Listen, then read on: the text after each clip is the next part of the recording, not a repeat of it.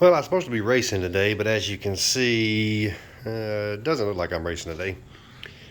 Anyway, I pulled this motor back out of my Trans Am because I'm trying to get this dang cooling system fixed, but it just ain't looking like it's gonna happen.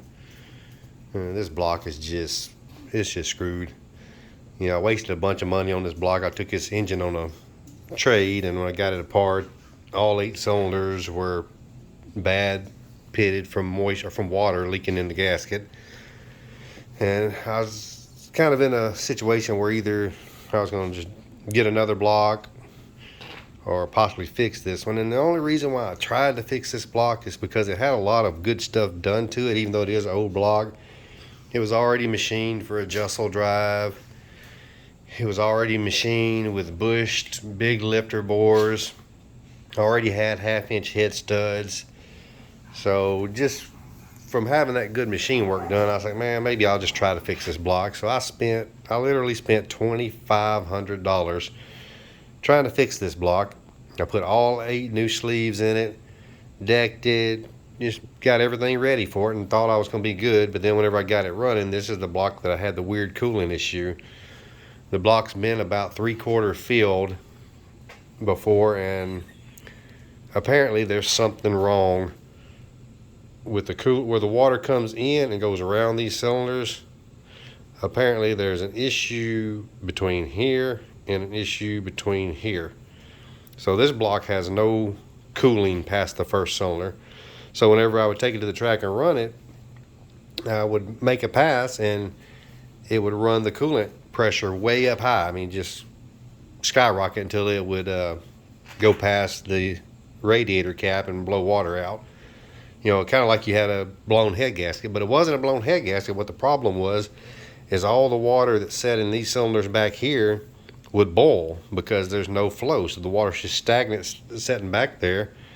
So the water would boil, and that's where the pressure rise was coming from. It took me a while to figure that out, but I don't know what the deal is. I guess there's a casting flaw in the block on this first cylinder to where whenever they did the 3/4 fill, it filled up, I guess, to a point where it completely blocked off this flow.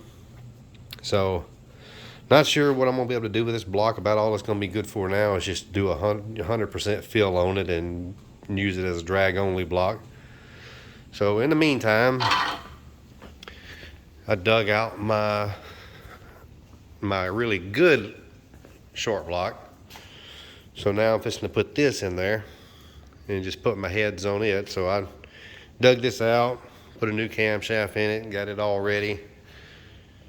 So this one should be ready to rock. Everything's good on this block. This block should have super good cooling. And I got my DR heads here, tearing them down because they need to be a fresh surface job on them, and they were O-ringed before. And I think this time I want to go ahead and cut them for some top fuel hoops. Not sure what makes these heads so special. These are just GM DR heads that I don't even think they even make anymore.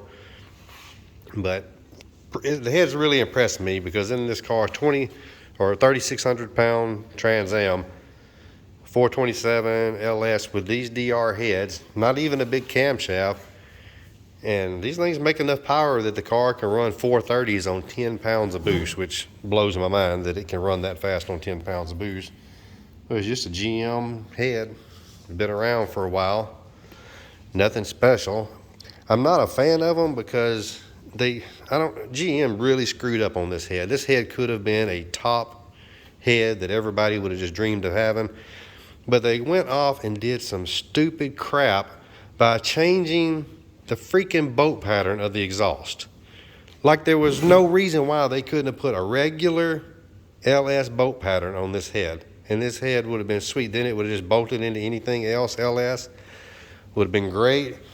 Then they screwed up and did some stupid ass intake pattern. When all they could have done, they could have easily kept the pattern the same and made like an LS7 pattern and kept all of the rest of the port and everything like it is. But I don't know why they would have wanted to do some off the ball crazy stuff that makes this head where it can't just interchange in a car. You have to custom make all the crap to make it work. But it sucks because it is a good head. For a head to make that kind of power that easy, it's just, man, they dropped the ball on it. Whatever engineers come up with this crap needs to be throat punched, because they ruined what could have been a really top performer head for sure.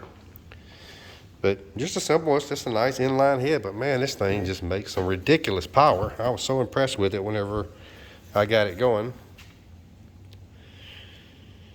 But I'm gonna use it anyway because they work really good. So I'm gonna get these heads freshened up. Try to get this thing back going pretty quick because it's looking pretty sad over there with no motor in it. Old Mazda's still getting some attention. We're slowly knocking it out. This is Greg Martin's old Heap that we're doing a little bit of work on.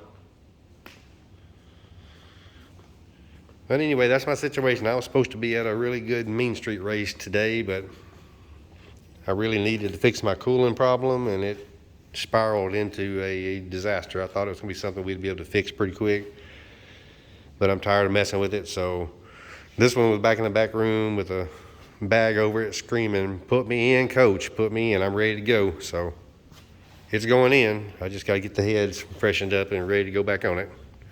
So hopefully in another couple weeks we'll be ready to ride again.